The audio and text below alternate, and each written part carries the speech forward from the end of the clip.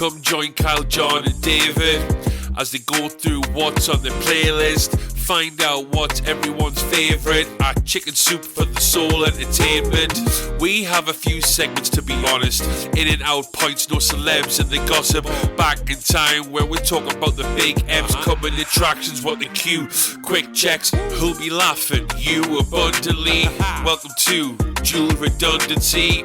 Yes, welcome to Dual Redundancy, the only podcast where you can hear all the latest about this year's summer movies from too many else with exactly the same opinions, but hopefully different draft options. I'm one of those hosts, David Allen, and another one is John Berger. The third one is Kyle Bridger. So I'm going unique here based on my research, and I'm going to say that I am sequel heaven to John's sequel disaster to Dave's Hollywood's relevance disappearing, because this year I think stinks. It's rough. It's a rough one. Yeah. I don't know how we're gonna do this draft.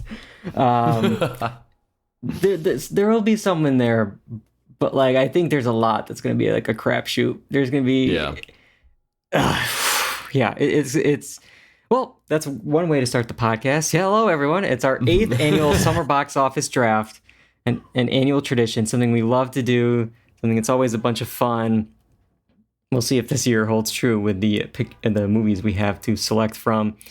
So each host gets to pick 3 movies that open wide between May 1st and the first day of fall, which is Monday, September 22nd.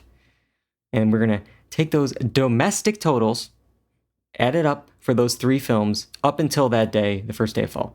Domestic is very important, because you could get some films. John's laughing. He knows exactly what I'm talking about. You get that Warcraft making $300 million international. Doesn't matter. That $50 million domestic is what counts. So we will take up the domestic totals for their 3 films each, and then whoever has the most money at the end of the summer wins the draft. That's what we do. And throughout the process, we'll obviously be talking about the blockbusters of the summer, but we'll talk about what we're looking forward to this summer. Possibly it's going to be more of a honorable mention heavy section there, because I don't know how many of these we're actually looking forward to blockbuster wise. But there's some good movies coming out this summer, and we'll definitely talk about them. To figure out this draft order, though, we're jumping right into it because we got a lot to do, a lot of movies to talk about. We use a very trusted and reliable source. It's random.org. They will choose the order as always, and then we will hold a snake draft. So that means we go through the list. So if you have the first pick, it's first, second, third, and then we go third, second, first, and then first, second, third. So we go up and down the line here, and we use random.org, and in that we will use last year's placement, and then we hit randomize, and then that is the order. So the last year's placement was Kyle, John, David. And we'll see what the draft order is this year. Before we hit random, anybody want, put it out into the universe. What draft pick do you want? Do you want the first pick, second pick, third pick? Where do you, John, what do you want? First pick is good if there's something that is just spectacular. There is nothing this year that makes me think, oh, I gotta get that. That's the foundation block of my draft. There is none. So I don't think first is really a benefit here. Maybe the first year we're not all trying to get first. I really don't want first. Second, I think would be ideal. I think so. Yeah, I think that gives you to get one of the ones that you think is going to be higher, and then to give you a good 1-2 at the midpoint to get 2 solid middle ones. I think 2 might be ideal, but 3's looking a little bit better than 1 as well. I mean, I think if we're gonna rank them, it's maybe 2, 3, 1. Yeah, maybe 3, 2, 1. I don't know, because it's like, John, you bring up a good point here, because for those who maybe are calculating it with the snake draft, if you get the first pick, well, you get the first pick, but then you also get picks 6 and 7. Yeah. 1, 6, and 7. But then you could get 3, 4, 9, or you could get 2, 5, 7, or 2, 5, 8. 2, 5, 8. The way the movies are set up this year, you want to be able to package picks. Yeah. And at 3, 4, I would love 3, 4 to package two similar movies, and then 9 is a risk, and you throw it out there and you see what happens. But like John said, there's nothing this year that is standout. So if you end up with 1 coming back to 6, you might not even have anything that can compete with. Yeah, so you have a lot of pressure picks. on that first pick. Yeah, I don't want the first pick.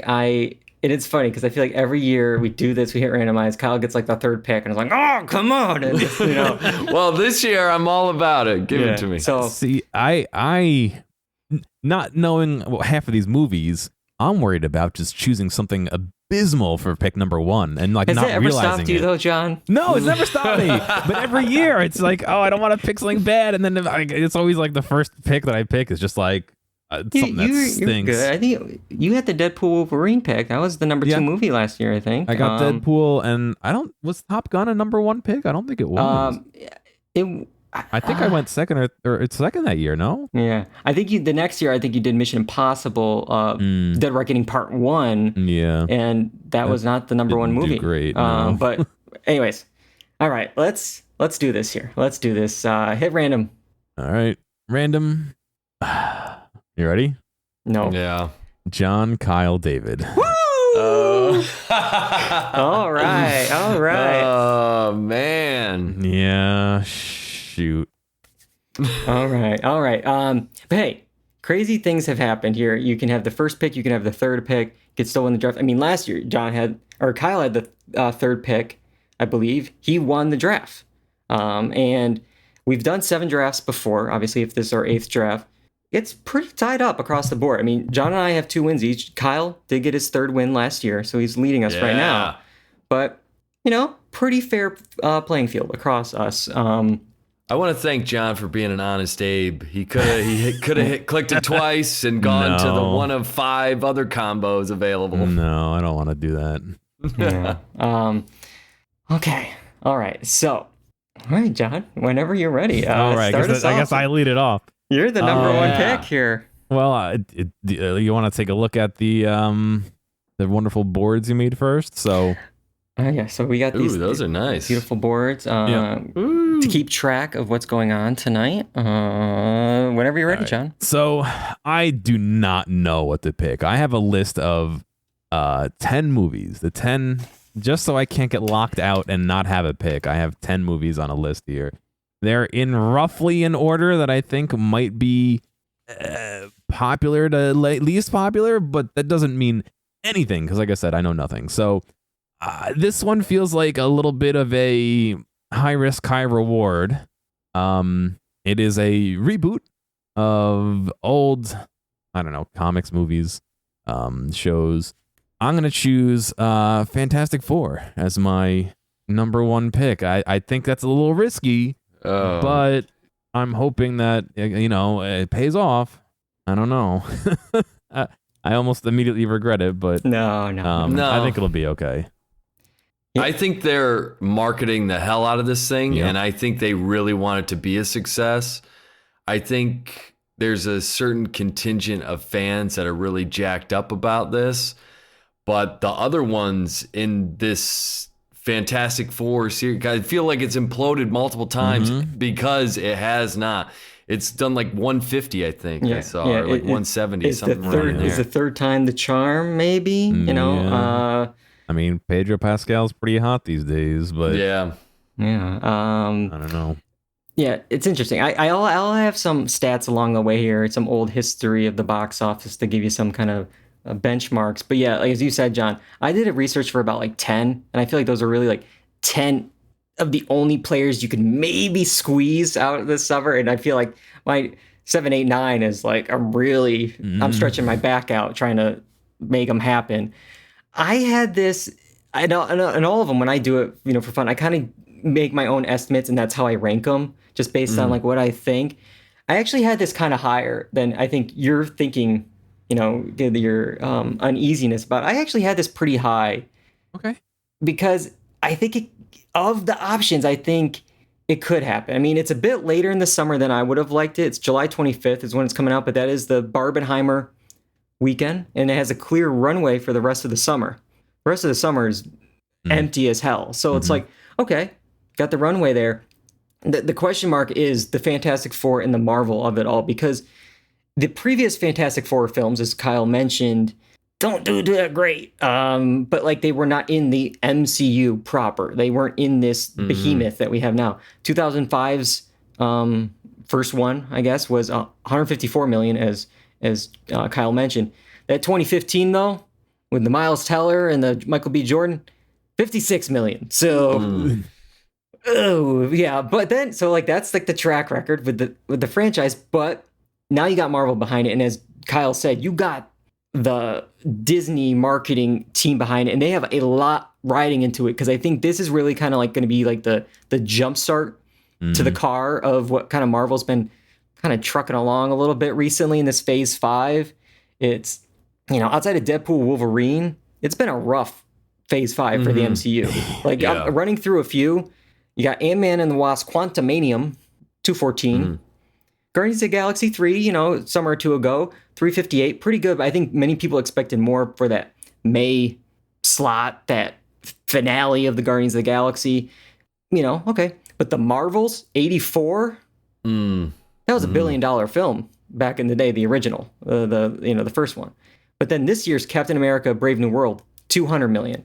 So it's like you're not getting that 4, 5, 6, 7 million or 100 million that they're used to. And yeah, but this one, introduces, I believe, I don't know my MCU, ask Boyle, but like Doctor Doom and the return of Robert Downey Jr., maybe he'll make a cameo at some point. Maybe that'll get the people there. Maybe, yeah. But for me, not to tip my hand, but of the two Marvel films coming out this summer, this is the one I think has more of a shot, and I think it just is just different. I think it's like the retro futuristic Jetsons vibe. It looks unique versus, I don't know, the last 3 or 4, Captain America, Brave New World, Ant-Man, and all. It just looks more of the same MCU. So at least this is something creatively different. Yeah, I totally agree there. Yeah, I'm hopeful, but we'll see. What's up with Kyle? I was going to say, this was I have my tier of 4, then another tier of 4, and then a final 2. This was in my top tier. Yeah. Okay. So right, I think it's a decent pick. All right. Yeah. All right. I think I'll feel pretty good if Kyle doesn't pick in his second pick here, my top one, because I think just as you mentioned the tiers, I think I'm in a pretty good spot. I think if you pick this other one, I'm going to be taking some big swings. So I'm curious where Kyle's going with the second overall pick. I think this movie's going to be picked up after me. So I think Dave's going to pick up this movie. So I'm not afraid to share what I'm about to share. Okay. So Mission Impossible, right? I'm looking at Mission Impossible. It's the final in the series, which makes me feel like more people are going to go see it because they want to see the last one in theaters. But really, Mission Impossible is only hovering around 200 million.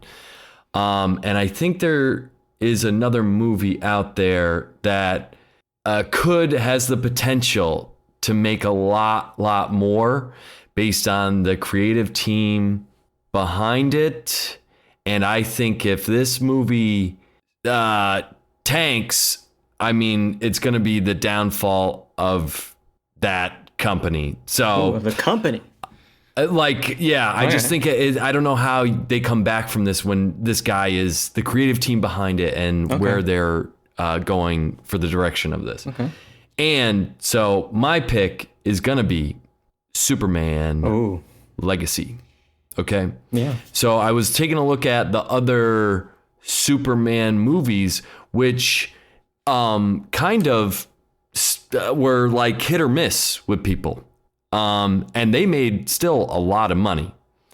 And I think more people are interested in what's happening with this one, with the creative team behind it. I think it has potential to be like a 300 million film. Yeah. This is one of my biggest question marks. After my estimate, I have question mark. As you said, Warner Brothers has a lot riding on this one.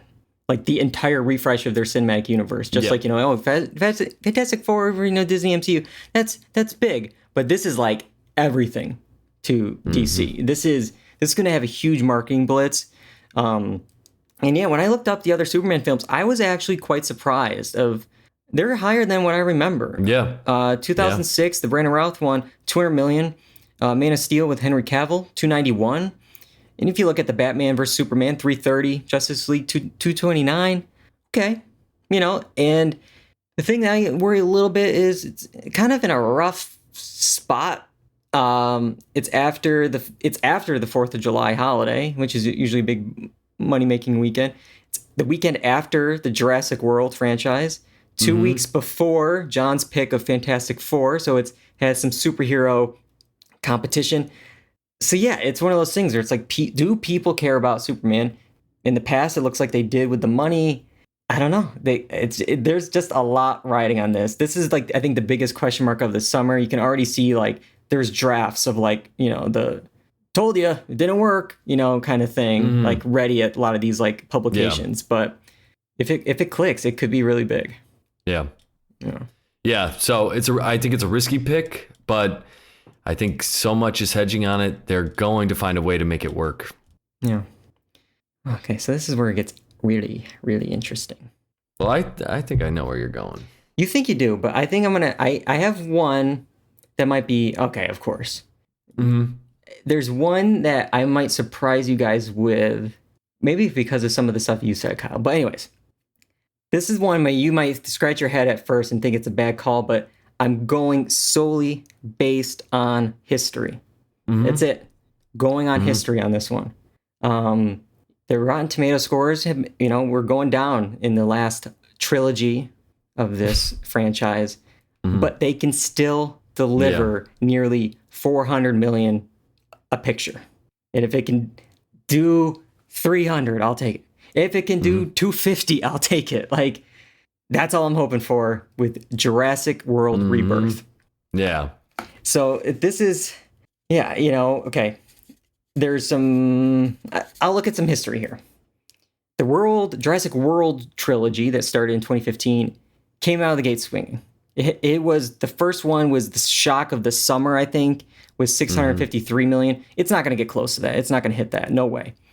But then the other ones in the trilogy, 417, and even Dominion, pretty rough, with the critics, 376 million domestic.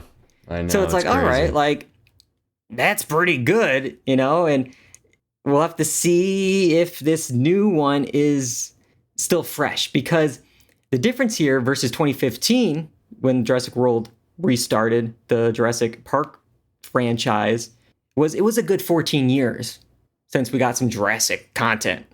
Now it's been 3 years. So is the fresh, or I guess the bad taste of Dominion still in people's mouths? Were those films successful because of Chris Pratt, who's not in these? He was at the height of his powers, during that run with Guardians and Lego Movie and all that stuff. But I think this one could be a hit with critics. You got Gareth Edwards, the guy behind critical hits like 2014's Godzilla, the Rogue One, the Creator came out in 2023. People really like that. And new leads of Scarlett Johansson and Mahershala Ali. So I think hopefully the ingredients are there for some, the talent's there, that it's going to be a pretty good film critically and commercially. We'll have to wait and see. I just hope, though, it's going to be one of those ones playing on IMAX. It's going to be playing on the big screen. You're going to want to see it in theaters. It's a family franchise. You got the families going. That's where I'm going with that. What do you guys think of that pick? John, is that okay? Is that an okay pick? I think it's pretty solid. That was in my higher tier, even though I agree with all of what you're saying with, it being a little maybe tired at this point of a franchise, but they're still making money. It's, it's still making a good amount of money. So yeah, I don't think that's a bad pick at all. Thank you. Kyle, am I good? Yeah, no, it's definitely in my top tier. I'm not surprised by that pick at all.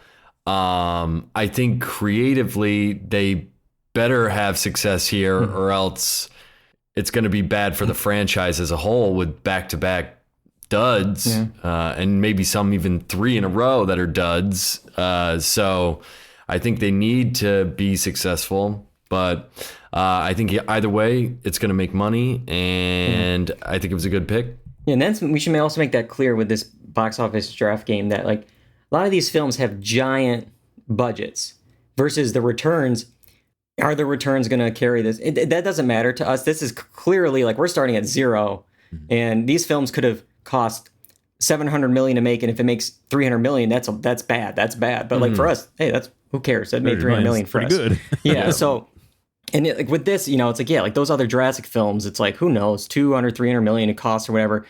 Dominion makes 376. Like, oh, did it really make that much? Doesn't matter. That was 400 million almost to us in our draft. So that's where it changes up things a little bit here.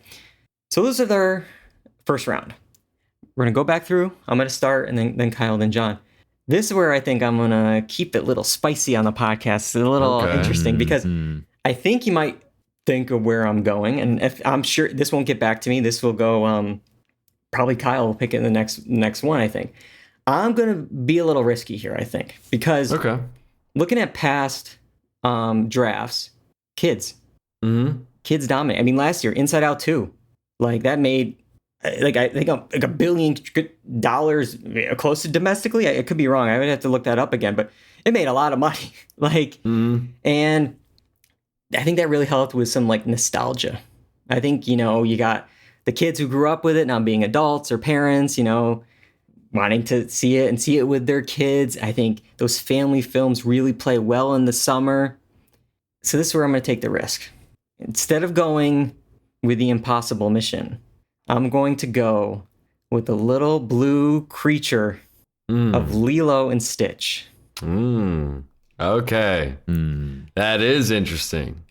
So that is interesting. I'm hoping with this pick I can, get the family money here. I get the whole family coming in to see this live action Lilo and Stitch. The original, it's been a while, 2002.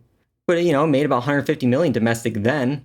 All right, give me another 150, 200 million now.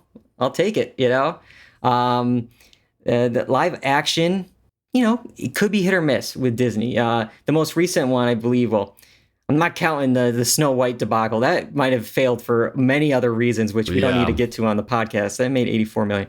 But Mufasa, the Lion King one, live action, 221 million back in December. Wow. Little Mermaid, was it last year before?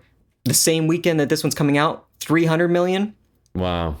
And obviously you have the big hits like Aladdin and Lion King back in 2019 pre-pandemic, 355 and 543 million domestic respectively. So there could be some money on the table here. You're looking at a lot of these, at least 200, and hey, I'll take 200. But it's that Memorial Day weekend spot.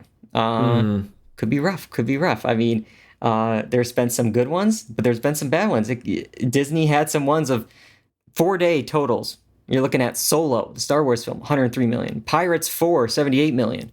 You can get some real some clunkers there, but Aladdin did great in this spot. Mermaid did great in this spot. But man, last year's Memorial Day, that was an all-time worst. So, Furiosa made 32, Garfield made 31, but then Top Gun Maverick made 160 in one weekend alone. So who the hell knows anymore that Memorial Day weekend stat? It goes up and down every year. I'm hoping this year is an up year. But thoughts on this pick? Yeah, well, I think Little Mermaid and Snow White, when you take those, I think those are classics that everyone knows. Lilo and Stitch is unique because I think it's like a sneaky classic, or almost like a cult classic. Exactly. Yeah. And I think people in our age group who are having kids, maybe they go and take their children to see it because they also like Lilo and Stitch, and the live action versus animation doesn't matter to the kids because they don't know any different. Yeah. So to them, it's like the Sonic the Hedgehog movies that have been doing quite well. Live action with a little blue creature running around, with bad teeth. Yeah, so I think it's a unique pick. I wouldn't have made this pick, but I do think it has a chance to overperform. But I didn't have it making. I had it making just over 150, maybe. Yeah, but I think at this point, looking at some of these other ones that we're going to get to in that second tier, as you talked about, Kyle, because after this point, there's one film in my tier, my top 5 or whatever. Which one is that? I think Kyle's gonna take it next. But like after that, it's like I think there's a lot of kind of crapshoots. Like so I think yes, I am taking a risk. I don't know if this would have come back to me at 9. So it's like I think I don't want to take a I don't know. I don't want a mediocre one now. Like I took a big risk 2 years ago with Barbie, and that paid off really well. So I'm hoping, I got hopefully a strong foundation with Jurassic World, so I can take a stretch with Lilo and Stitch. But I think I know where Kyle's going with the next one. And yep. Where are you going? I don't think this is a surprise. I think this is a guaranteed $200 million movie. Okay, what is it? And so I'm going to go with Mission Impossible. I think for all the reasons I mentioned before, when I had the first opportunity to take it at number 2, is, Tom Cruise always doing crazy stunts. People want to go see it in IMAX. I think Tom Cruise has a good relationship with theaters, more willing to keep it in there for longer, possibly. I just think the end of the series, I think there's a lot happening for it. I think it's a guaranteed $200 million movie with the potential to be more. So I'm going to go. I think this is a good pick. I think I'm happy that this was an option at this point. And honestly, with that, I think I've got a pretty strong chance to win this year. I'm feeling good. I'm feeling good about my pick. We'll see. One of these days, I also want to like throw in like an anchor. Like I want to do one where it's just like I don't know how to do it yet, but I want to do like saddle up, somebody like maybe like John and I vote, and we have to give Kyle like a bomb, as just like what I mean. Like you do that for each person. Everyone gets like you choose 2, and then like that bomb or something on yours, and it could be like, oh, I think Oppenheimer's not going to do well. It's an R-rated biopic, who knows? And then it's like 100, But anyways. Yeah, so this is what I was debating about between Lilo and Mission Impossible. And, like I said, I went with the kids of it all, the family franchise. I thought this is where it was like a little tricky because I estimate it like it could go, what it's in line with other Mission Impossible films, which would maybe get it to like a 170, or it could do really well and get over 200. And that's where I was like, it's tough because. I expected a lot more from Mission Impossible Dead Reckoning Part 1 2 years ago, especially after the success of Top Gun Maverick. Top Gun Maverick made $718 million domestic.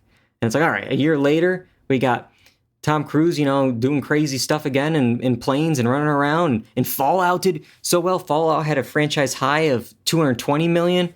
All right, buckle up. And then it made $172 million. Not bad, but like not, I think, enough to be that number 1 pick that year for the draft.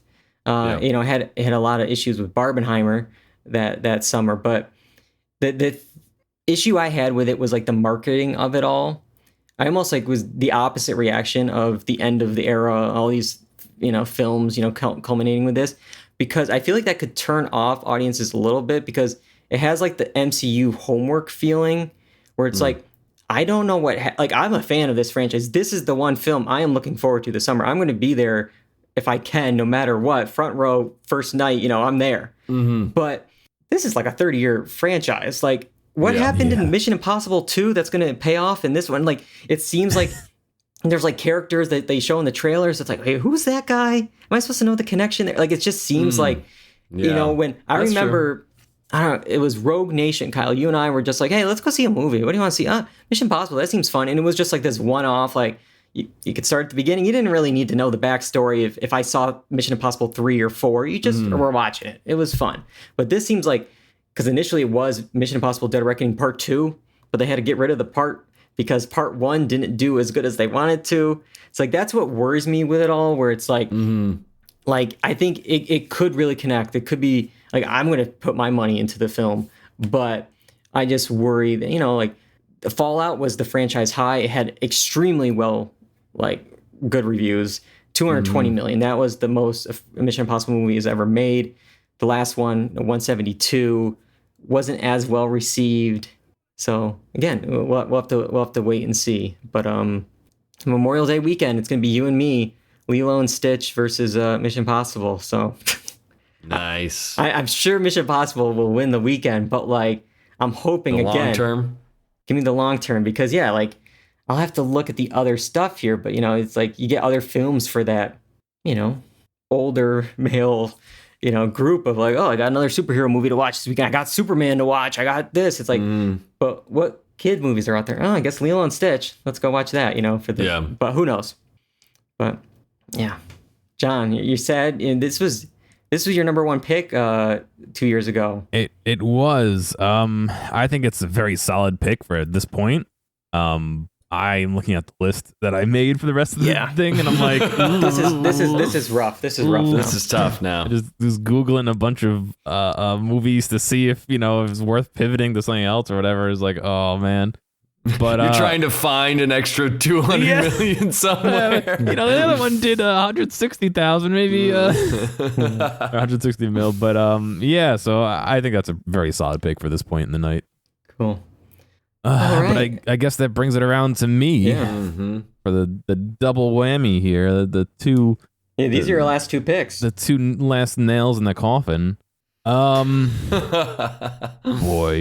a lot of these movies I don't know anything about. I have not a clue. I think. See, now I want to check other things. No. We're gonna have to do like a shot clock. If you don't make a decision, you get an X. You get a goose egg. I'm gonna pull an audible on myself. This actually was not on my list, but I think it probably maybe should have been. Whoa. For this tier of things. The previous ones in this franchise were doing like 150 or higher, it seems like. Okay. This is a big depart from that series. However, it has I think I know where you're going. Has the branding of the series. So I'm hoping at this point in the draft, it's enough to just like kick the can down the road a few more. I'm gonna go for the from the world of John Wick, ballerina here. Wow. The last one did almost 2 in the John Wick series. Almost 200 million. So I'm hoping 180, 150, at least just to like keep me in the running. I don't at this point I don't know. I have a list of movies here and I'm like, yeah, but is that gonna really do a lot of money or is it gonna break even? I'm shaking a little bit now because I would say this. I wasn't gonna pick this for a little bit, but like I had this like let's say number 8 on my list. I have 2 other films here, and you still guys have 2 films to pick. If you do that, I don't like anything after 8. So I don't like my 9, 10. I don't like them at all. So like I'm really scared now. So I think this year like number 2 was the pick to get. But anyways, from the world of John Wick, ballerina. Again, it's not Keanu Reeves, but it's that same. I don't know. I'm hoping maybe the franchise weight will either people won't realize he's not in it, or B will be like, well, I still like those movies. I think they did some reshoots to get him in it because they were worried. Okay. Because there's been a lot of reshoots involved with this one. I think this is supposed to come out maybe last summer. Like it's been in the cutting room floor for a few times. Again, I'm not expecting this to be my anchor. I'm expecting this to be like a supporting player. The stilts on which the anchor can stand on to achieve greatness, maybe. But yeah, we can just I don't hope know. that those stilts just fall underneath it, Kyle.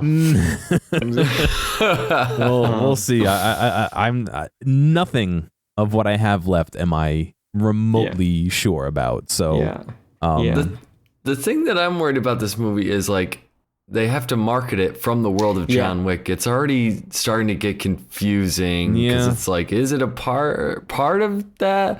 Is it, it's just... I did some basic research. I believe it's in between the events of 3 and 4 because something happens in 4, which would make it really hard for a John Wick 5, even though I think they are making a John Wick 5. I don't know how that's possible. That's all I'll say. But John Wick franchise has been growing. First one 43 million, second one 92, then the last 2 171, 187. So it's going up there. However, as Kyle or John mentioned, this is not John Wick presents John Wick. This is John Wick presents ballerina, and so it's an in-universe movie, and there's been the reshoots, and I think they did add in Keanu Reeves because I believe he's at least on the poster. Who knows if it's one of those like Ghostbusters cameos that like you're not really in the film, but like I don't know, it worried me a little bit, just because of all like the behind the scenes reshoots of it all. Then again, I mean, you got Ana de Armas, and it's like that's going to bring in a certain demo, but I think that was already the demo that we're going to be watching John Wick to begin with, and it is a rated R film, which is always kind of tricky. Deadpool and Wolverine obviously made a lot of money last summer, but sometimes it kind of cuts your audience a little bit. But to me, I was worried a little bit that it would play sort of like Furiosa last year versus like the whole Mad Max franchise where it's in the franchise, but this was a prequel, and that made a dreadful 67 million. So I think it's gonna it's gonna be better than that. Maybe like I think I'm being like 70 to 100 a range at least. I had it maybe like okay, maybe you can get lucky and get 125, but I'm hoping for 125, 150, but we'll see. Well, my other thing is like Ana de Armas I feel like was just in a movie where she was like kicking ass, and she was in a James Bond. No Time to Die. But I think there was like an Apple TV show with her and, or not TV show, movie Ghosted? with her and, or something like that. Yeah. So, I mean, she can definitely bring people to the theater, but it's just like, I don't know if there's enough star power there, I don't know. Yeah. We'll see. All right, John. Actually, before you do that, I'm gonna do we did 2 rounds. Recap. Let's do a recap of where we at. We'll keep it up with yours up here on the screen. So John started the draft with the Fantastic Four First Steps, and then he just picked from the world of John Wick Ballerina. Kyle went second, and he picked Superman, and then picked Mission Impossible: The Final Reckoning, and then I got the third pick, and I went with back-to-back Jurassic World Rebirth and Lilo and Stitch. So that's where we're at right now. We all have 1 pick left. So John, here we go. This might be an actually bad pick, but that's okay. My fingers are... Yeah. Look, I think it's going to be a good movie. I don't know if it's going to be a popular movie. Looking at some of the previous ones in this franchise, adjusting for inflation, because it's been a little while. Yeah, you know where I'm going already. You put the asterisk there, okay.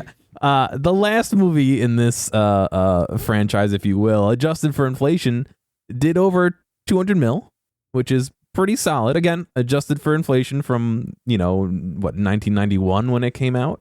But I'm going to choose The Naked Gun as my last pick. On this one, John. Hoping that a comedy will be what everyone needs to get them out of their summer funk.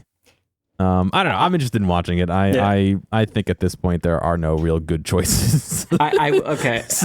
I'm a little happy now because that wasn't the one that I had 6 and 7. So I'm gonna get at least one of them. Okay, good. Kyle will pick it for me probably at the end of the day here. But let's talk about this Naked Gun. So I think, John, you always like to put the curveball in that third pick, whether it was Borderlands last year, Warcraft year 1, I think. Is it a curveball if it always does bad?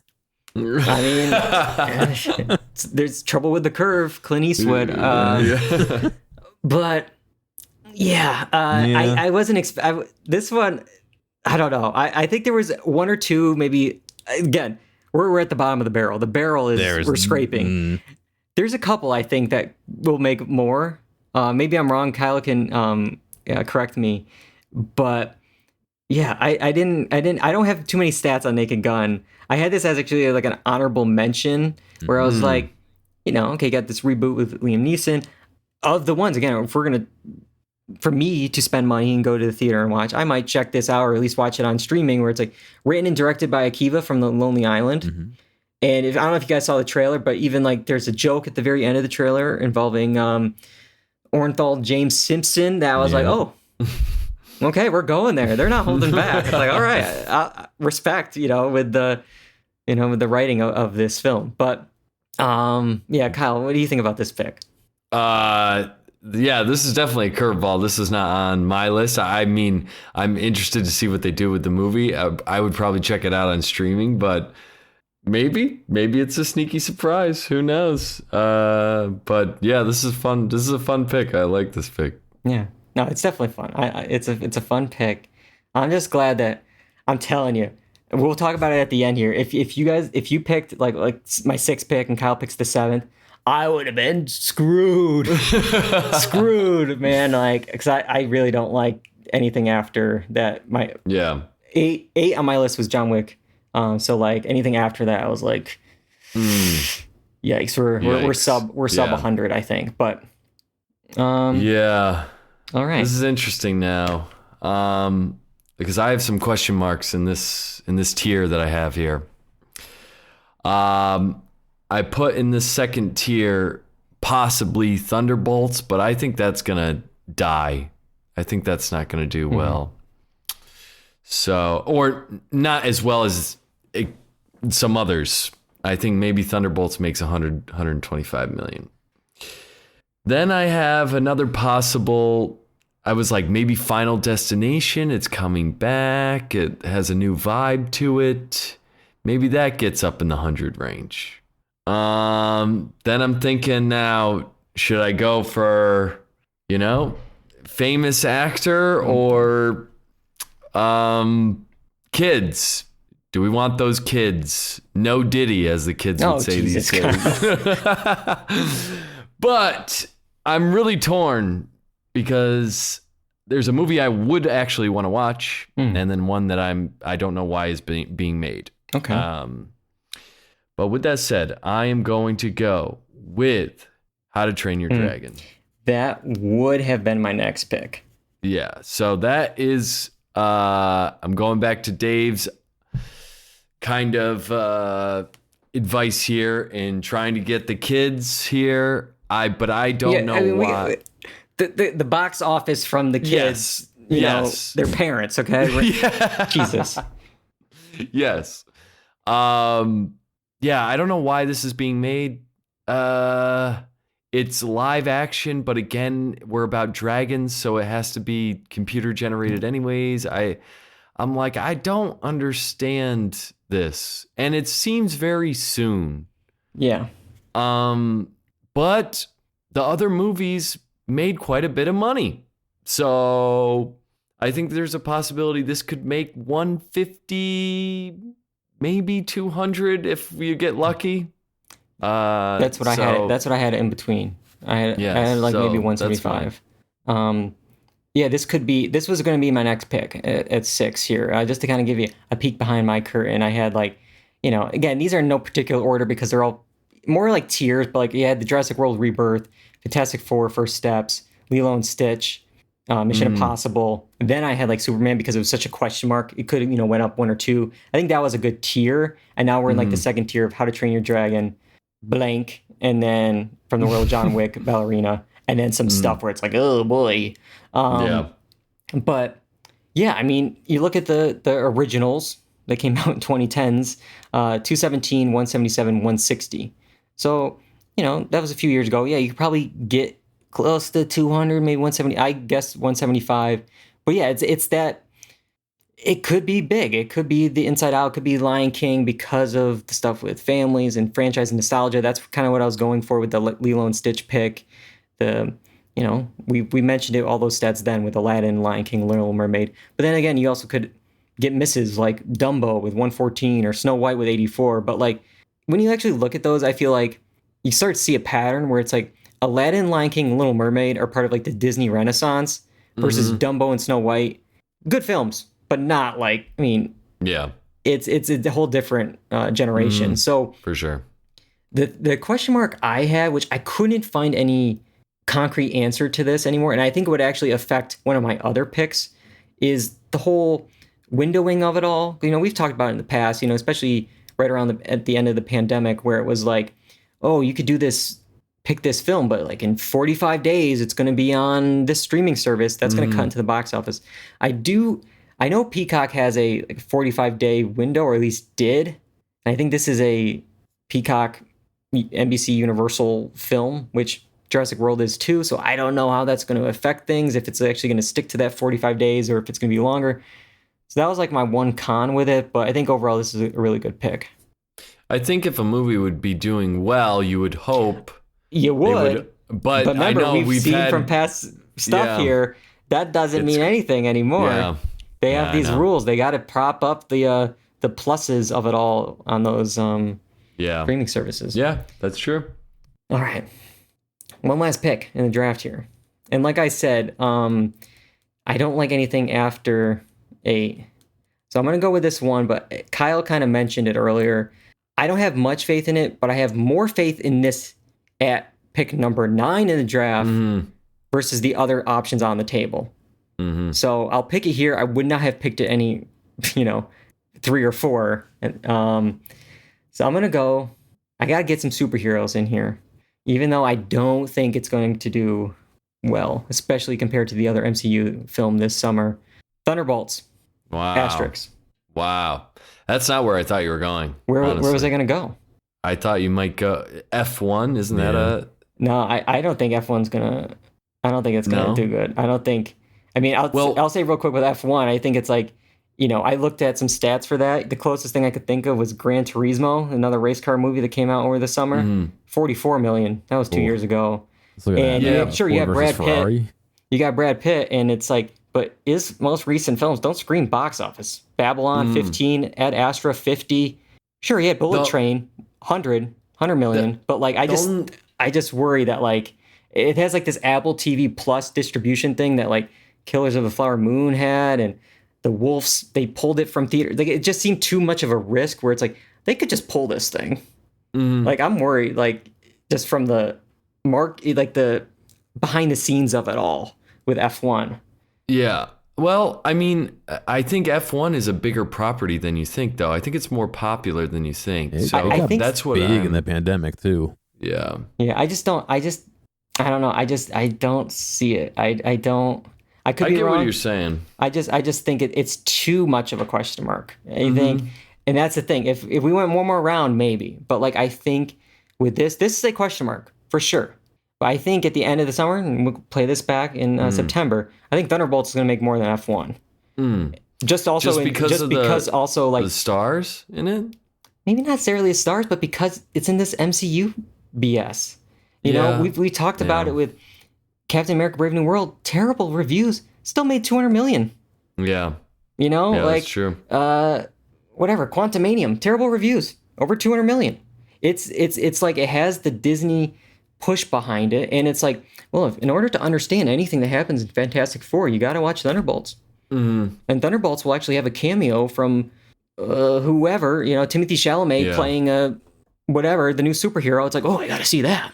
So it's like, that's where it's like, that's where I'm going with that. And it's like, I like I said, when we're talking about Fantastic Four, I don't think it necessarily looks good. I think it's like a Suicide Squad light. I think there's not many. It's the B team. It's don't get me wrong, love Florence Pugh, but it's like these guys are not household names versus like the Avengers. It's not going to be Guardians 2.0, but like, Didn't they just make a movie with Marvel with like a group of them? But what was it called? I don't know. I thought or maybe was that a TV show? I can't remember, honestly. I don't know. They all blend together. No idea. But that's the thing. I think it's just like, it's so like enriched into this world that you have to see it, because like it's at least we'll have probably an okay opening weekend. People wrote off Guardians when it first came out. Like, they got a talking raccoon in a tree, and then it makes all those movies made over 300 million. So I'm hoping again of what's left. This one has quite a bit of runway before Mission Impossible at the end of the month. Taking those IMAX screens. So I just think with the MCU of it all, the superhero of it all, the homework, I got 3, coming with Good, Bad, and Watchable. I'll get 3 tickets right there, So it's like, Again, I think for pick number 9, I think it's pretty good. I just don't. I'll have to look up also when F1's coming out. I was really worried about the Apple TV Plus of it all. I don't. Yeah, I get that. Because like June 27th. June 27th. I mean, that's See what else. Weekend before July 4th. And weekend before July 4th, I'll have to see what else is coming out around that time. Because it also, you could have the Barbenheimer right after a Mission Impossible and steal all your screens. But yeah, I'm trying to do this live on the pod here, but yeah, it's coming out the same weekend as Megan 2.0. Oh. But no, I mean, like the next weekend is Jurassic World. I think that will take the screens from it. Yep. Yep. 2 weeks later, Superman. I just think like there's too much of, and like I said, like Brad Pitt, yeah, great actor, but kind of not really in the box office. What do they call The Rock? The box office Viagra?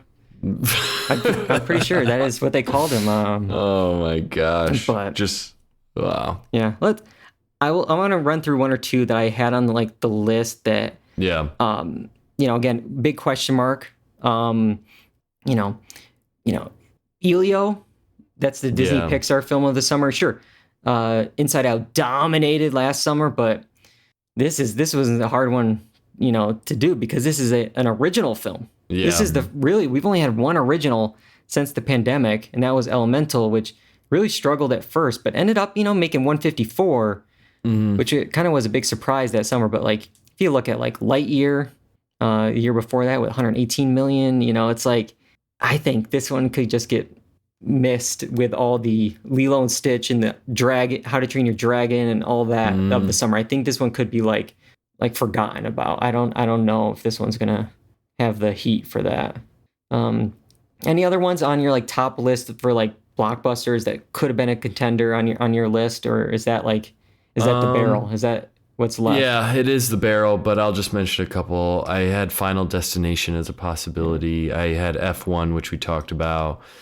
I thought maybe the new Karate Kid might reach a little something. I had that like right after Elio. I was like, okay, like maybe, especially that Cobra Kai bump.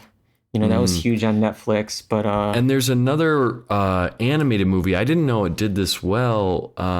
It was called The Bad Guys, and they have the sequel coming out. And I thought maybe if I had to choose something kid related, maybe that makes something worthwhile. I think of the kids ones left, this would have been. This is like literally the last one on my list. But like there's a Smurfs movie. Yeah. And it's like, all right, I think that probably would have played like Garfield last year. That made 91. It could have maybe made like 60, 70. I think these like older franchise things, maybe it's not as like relevant to anyone. Yeah.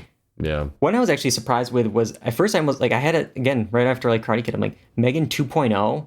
Yeah. You don't know because it came out in January, the first one, but that was a surprise, made 95 million.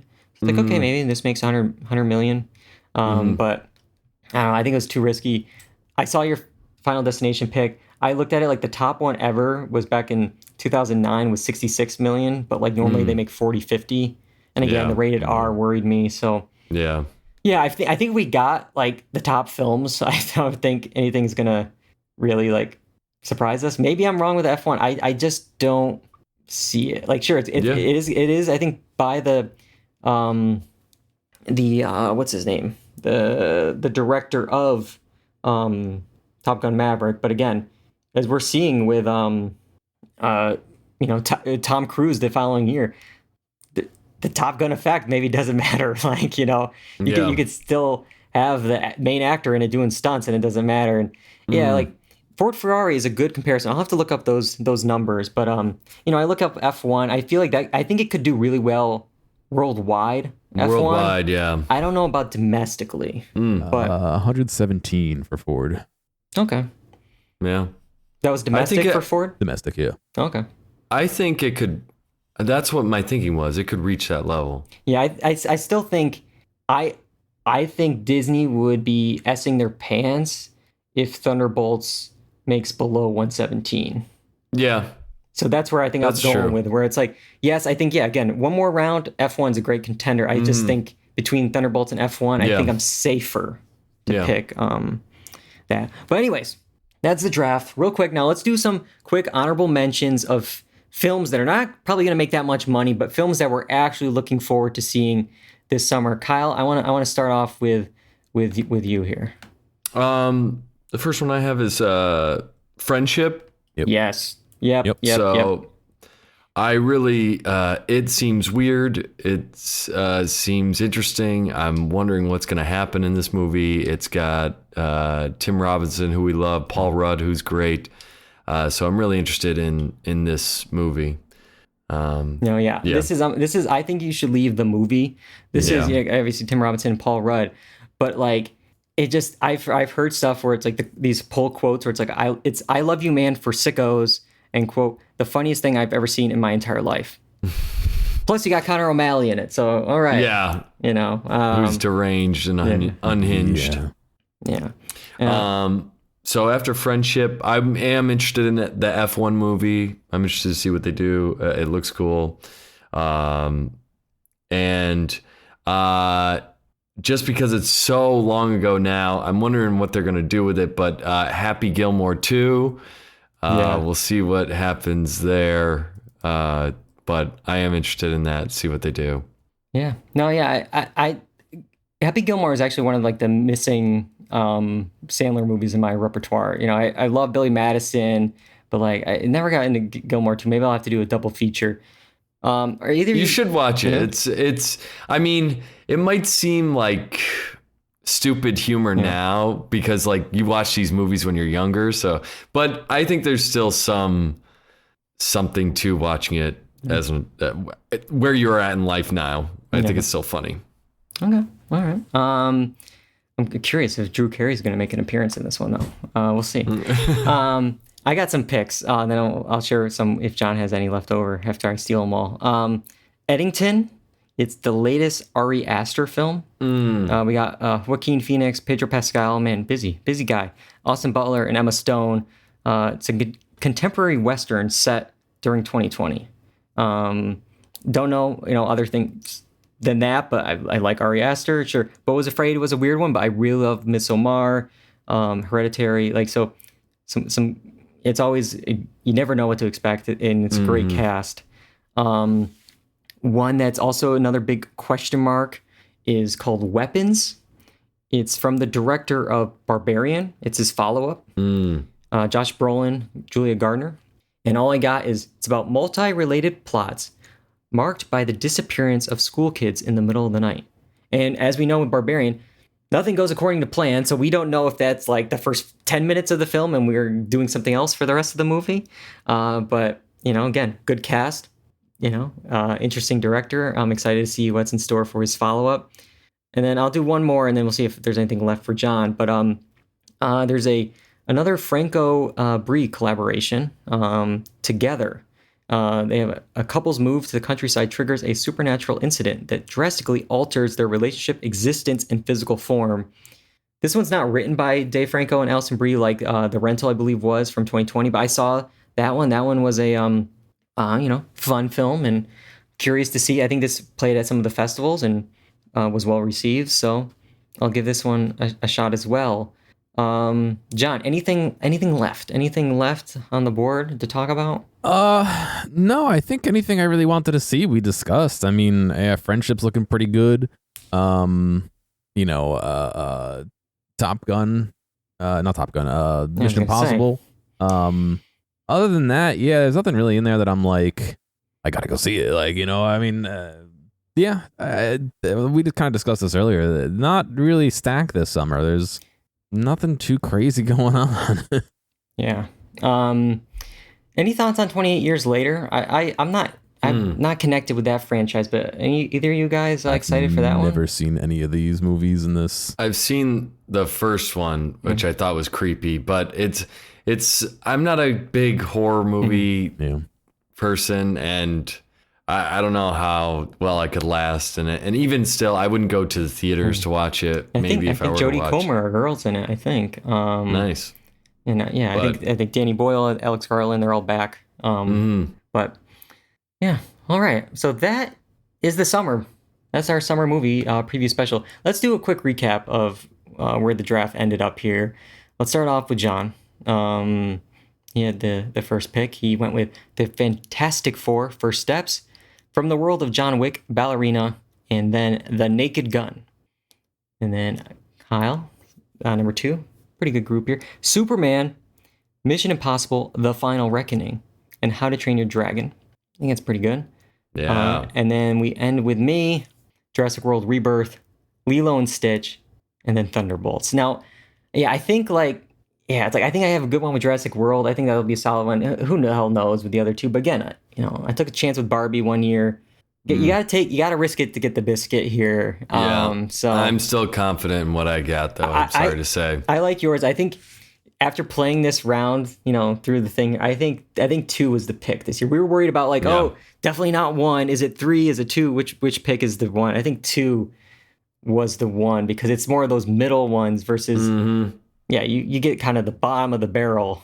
After it goes around, but it's not just us 3 competing. Surprise! Uh-oh. Again, we have Gemini. Gemini is Google's AI chatbot assistant. We're letting Google decide Google gets to pick from all the films of the summer because they weren't in the random.org draft, so they get to pick. And we'll see. Like if AI is really with the full board smarter than 3 podcasters here, we'll see. If it chooses all of my films, do I automatically win? Yeah, well, okay. I guess if it does, but let's see. Did it? Let's see their picks. Okay, starting number 1, they went with Superman. Oh, so far, Kyle. Yeah. I have some written stuff here. So, superhero films, especially those featuring iconic characters like Superman, tend to draw huge audiences. There's a lot of built-in fan interest, and the film is well received and could have a very long run in theaters. Oh, and if the film is well received, I'm like, what do you got there, Google, that you have some inside info? All right, let's see. Will it go 3 for 3 for Kyle? Mission Impossible: The Final Reckoning. The Mission Impossible franchise is known for its thrilling action sequences and Tom Cruise's dedication to performing incredible stunts. These films consistently perform well at the box office, attracting both action fans and general moviegoers. All right, will it go 3 for 3? Number 3. Lilo and Stitch. Live action remakes of beloved Disney animated films have been a major draw in recent years. Lilo and Stitch is a very popular and heartwarming story, so it has the potential to appeal to families and fans of the original. So 2 of Kyle's films, 1 of mine, my wild card pick. So we'll see. Who the hell knows, though, because I feel like last year had like 1 of each of ours, or maybe didn't pick any of Kyle's and Kyle won. And then the best decider of this, though, is when we do the poll. I do a poll on Instagram. We'll post these draft boards, and it's always like whoever the audience is like overwhelmingly, this is the winner. This person has 0. So like their pick for the winner will be last place, and the one that has 0 votes wins. Yeah. That was last year, right? Last year and the year before. The year before when I won, that's what happened. Everyone was like, Dave's team sucks. No chance. I win. And then last year, I think Kyle had 0 votes and won. Yeah. So we'll see. We'll see on that. All right. So that is our 8th annual draft. That's it for now. That's all we have for this week's episode. We will be back looking like the end of May. So about in a month. We'll talk about the season 2 finales of 2 shows on HBO, The Last of Us and The Rehearsal. Got 2 shows going up on Sunday nights. We'll talk about those 2 season 2s. A lot to talk about with one of those after episode 2. A lot to talk about. So, anyways, just last week we discussed the premiere of The Last of Us. A lot of outdated stuff already. Again, episode 2. And we talked about The White Lotus season 3, so you can check that out in our archives. You can find those episodes of the podcast on YouTube, Apple Podcasts, Spotify, the blog, doorduncy.com. We are live streaming these shows on Twitch, twitch.tv/doorduncy, and on YouTube. And you can find clips. You can find the poll to vote who had the best draft on Instagram at doorduncy. We're also on TikTok. I want to thank both of you guys for joining me today, for doing this crazy draft that we do every year. But to do it on a Saturday afternoon, couldn't do it without you, John. Getting this episode, a lot of moving pieces behind the scenes. You're making those draft boards live with the posters there. You don't know what we're going to pick, so to do that and to get this episode up on the podcast players, I couldn't do it without you guys. Sure. Yeah. All right. Until next time, I'm David Allen. I'm Jeff Berwick. And I'm Kyle Bridger. And that's all we got for our 8th annual box office draft. I'm out of here, guys. Until next time, goodbye, everybody.